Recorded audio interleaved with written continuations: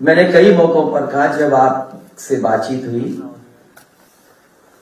कि भारतीय जनता पार्टी को जैसे जैसे हार सताएगी, उत्तर प्रदेश में उनके नेताओं की संख्या, उनके मुख्यमंत्रियों की संख्या और दिल्ली से आने वालों की संख्या बढ़ जाएगी। और इसमें भी कहीं हम लोगों को कोई शक नहीं था कि जहां पॉलिटिकल पार्टीज आएंगी या उनके नेता आएंगे, उनके सहयोग के लिए इनकम टैक्स, ईडी, सीबीआई और भी संस्थाओं का सहारा लेकर के अटैक करने का काम करेंगे। अभी तक तो ये संस्थाएं उनके लिए थी जो सरकार में हैं, उनकी सरकार कैसे हटाएं, उसके लिए इन संस्थाओं का इस्तेमाल किया जाता था। लेकिन पहली बार देखने को मिल रहा है कि उत्तर प्रदेश में समाजवादी पार्टी की सरकार न बन जाए, इसके लिए इन संस्थाओं का भी इस्तेमाल होगा। पूरा देश जानता है कि जहां जहां चुनाव भारतीय जनता पार्टी हारने लगती है, इन संस्थाओं को आगे करती है। जहां तक ईडी, सीबीआई या अपने कागजों को दिखाने का काम, हमें बहुत पुराना अनुभव है और इसलिए अनुभव है कि भारतीय जनता पार्टी भी कांग्रेस के रास्ते पर जा रही है। भारतीय जनता पार्टी वही तरीके अपना रही है जिसमें केंद्रीय जो एजेंसीज हैं उनसे कैसे डराया धमकाया जाए। लेकिन जिस तरीके का माहौल उत्तर प्रदेश में है, योगी सरकार बचेगी नहीं। जनता ने मन बनाया है कि योगी सरकार उत्तर प्रदेश में बनेगी और इनसे ज्यादा अनुपयोगी कोई हो नहीं सकता था जिसने उत्तर प्रदेश को बर्बाद किया। ये अनुपयोगी हैं, अनुपयोगी हैं। इन्होंने इतना नुकसान किया उत्तर प्रदेश की जिसकी आपकी कल्पना नहीं की जा सकती है। गृह राज्य मंत्री टेनी, कौन नहीं जानता उन पे आरोप क्या है। गृह राज्य मंत्री टेनी, उन पे क्या आरोप है? क्या दिल्ली की सरकार नहीं जानती? क्या उत्तर प्रदेश की सरकार नहीं जानती? और जब उत्तर प्रदेश की सरकार की जांच में उनके नाम आ गए और कहीं ना कहीं उनके ऊपर उंगली उठी है, तो आखिरकार सरकार क्यों बचा रही है उसको? क्या कारण है कि सरकार उन्हें बचाने का काम कर रही है? जो हमारे अन्नदाता हैं, जो अपने हक और सम्मान के लिए गए थे, अपने हक की लड़ाई को लड़ने गए थे, पीछे से थार जीप ने उन्हें कुचल दिया। किसानों की जान चली गई, पत्रकार की जान चली गई। दोषी कौन है? जांच में यह बात साफ है कि देश के गृह राज्य मंत्री, उन पर उंगली उठी है, उनके बेटे पे उंगली उठी है, भारतीय जनता पार्टी के कार्यकर्ताओं पे उंगली उठी है। लेकिन आखिरकार सरकार क्यों नहीं सजा दे रही है? क्यों ध्यान हटाना चाहती है? मंच पर जो हंगामा हुआ, निषाद समाज के साथ जो धोखा हुआ, केवल निषाद समाज नहीं बल्कि पिछड़े, अति पिछड़े, दलित, अल्पसंख्यक और बड़ी संख्या में हमारे अगड़े लोग, ब्राह्मण समाज के साथ जो हुआ, कौन नहीं जानता। और मंच पर किस खुशी के साथ बुलाया गया था निषाद समाज के लोगों को। उन्हें वादा किया गया था आपकी सब मांगे पूरी हो जाएंगी, आरक्षण मिल जाएगा। लेकिन मुझे खुशी है इस बात की कि निषाद समाज ने अपनी मांग को नहीं छोड़ा। उन्हें अगर मंच पे भी चढ़ना पड़ा होगा तो मंच पे चढ़ गए और सरकार के कानों तक अपनी आवाज पहुंचाने का काम किया। दिन रात लगे रहे उसमें कि ये खबर न चल जाए। बड़े बड़े अधिकारी लखनऊ से ये कोशिश करते रहे, दिल्ली तक दबाव बनाया कि ये खबरें न चल जाएं कि किस तरीके के निषाद समाज वहां पर अपने हक के लिए और अपने सम्मान के लिए लड़ रहा है। ये अनुपयोगी सरकार और कर भी क्या सकती थी? अनुपयोगी सरकार से उम्मीद भी क्या की जा सकती है? याद कीजिए, जिस समय सरकार बनी थी इनकी, इन्होंने गंगा जल से मुख्यमंत्री आवास धुलवाया था। गंगा जल को पूरे मुख्यमंत्री आवास में छिड़कवाया था। कभी किसी मुख्यमंत्री ने ऐसा नहीं किया होगा जैसे ये अनुपयोगी मुख्यमंत्री ने करके दिखाया। पूरे के पूरे मुख्यमंत्री आवास में गंगा जल से छिड़काने का काम हुआ था। और जब मुझे याद है, सुप्रीम कोर्ट का फैसला आ गया, माननीय सुप्रीम कोर्ट का फैसला था कि जो पूर्व मुख्यमंत्री हैं उनके घरों में वो रह नहीं सकते हैं। उस समय मुझे याद है कि नेताजी इन्हीं अनुपयोगी मुख्यमंत्री से मिलने गए थे। जब मेरी जानकारी में ये बात आई तो मैंने उस समय भी रोका था नेताजी को कि आप मत जाइए इस मुख्यमंत्री से मिलने के लिए। लेकिन नेताजी को, क्योंकि पॉलिटिकल शिष्टाचार में उन्हें लगा कि शायद ये घर हमारे जो लीडर ऑपोजिशन हैं उनके नाम पर आवंटित हो जाएगा, तो हम जब तक अपने घर नहीं बना पाएंगे, रहने का इंतजाम नहीं कर पाएंगे, तब तक रह पाएंगे। लेकिन मुझे याद है, जैसे ही नेताजी मुख्यमंत्री आवास से बाहर निकले हैं, उन्होंने दस्तखत कर करके और तुरंत नोटिस देकर के तुरंत घर खाली कराया जाए। ये अनुपयोगी सरकार।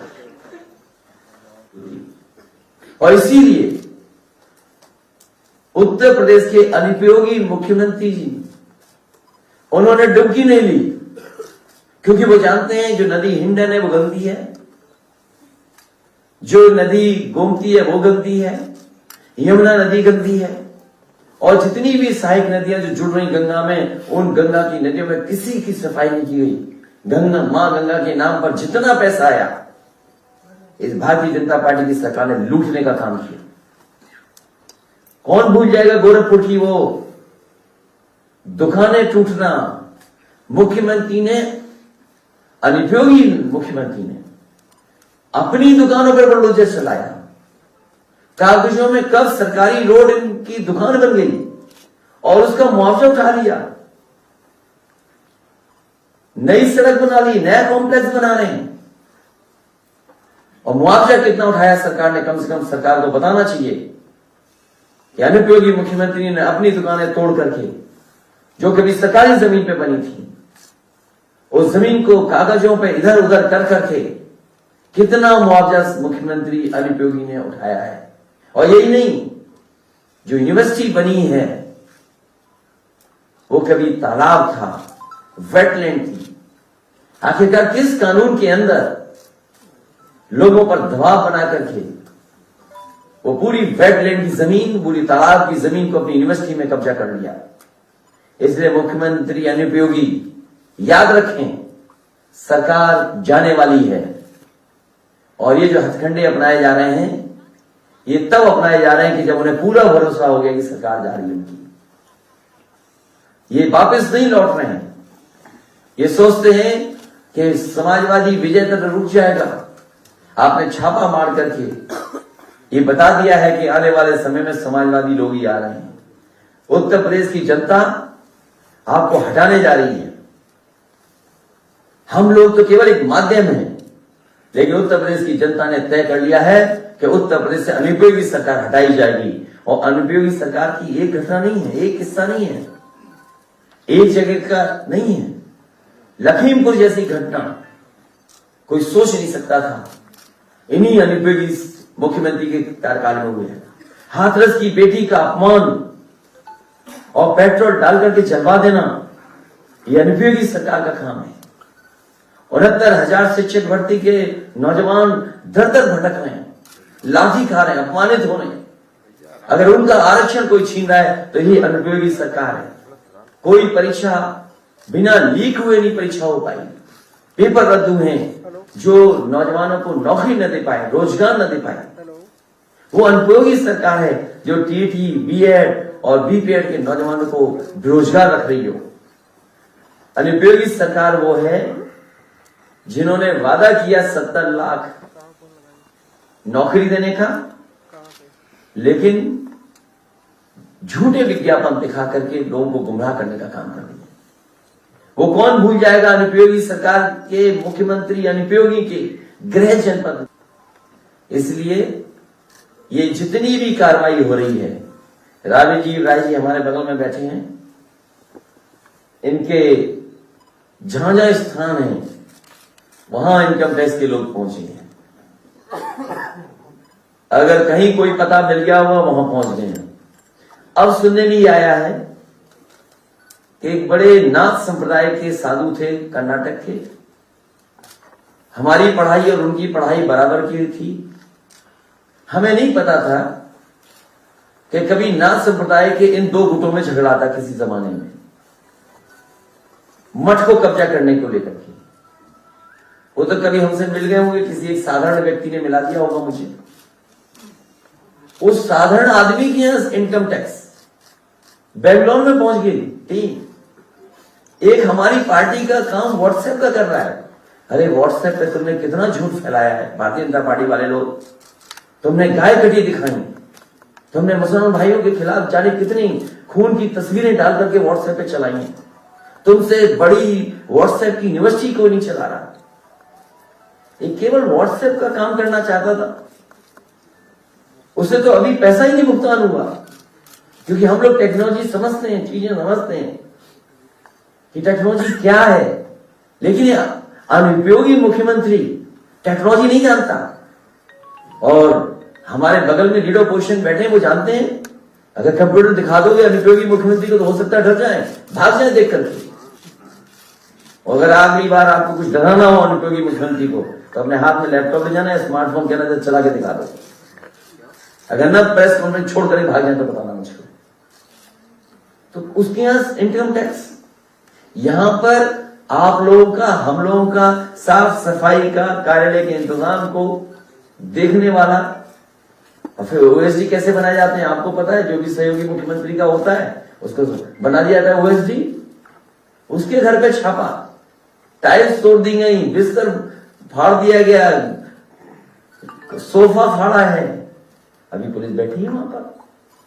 ये मैंने आपको एक बार इशारा किया था, याद कीजिए आपको, और एक मैंने टीवी इंटरव्यू में भी कहा था कि कन्नौज के चुनाव को हराने के लिए मुख्यमंत्री किस जाति के हैं, पुलिस का कप्तान कन्नौज का किस जाति का था, कानपुर में उस समय अधिकारी किस जाति का था, डीजीपी किस जाति का था।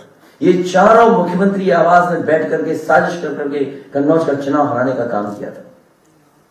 मैं जानना चाहता हूं जो जाति के आधार पर बात करते हैं, ये चारों किस जाति के लोग थे, किस जाति से संबंध रखते थे चारों लोग। हमें कोई बताए ये चारों के चारों अधिकारी किस जाति के थे। इसलिए ये चुनाव हारने जा रहे हैं। उत्तर प्रदेश की जनता ने इन्हें चुनाव हरा दिया है। ये कितने भी साजिश कर लें, कितने भी षड्यंत्र कर लें, समाजवादी विजय रथ रुकने वाला नहीं है। समाजवादी विजय रथ उसी दिन रुकेगा जिस समय कालिदास में समाजवादी सरकार जनता बनवा देगी। आप सबका बहुत बहुत धन्यवाद।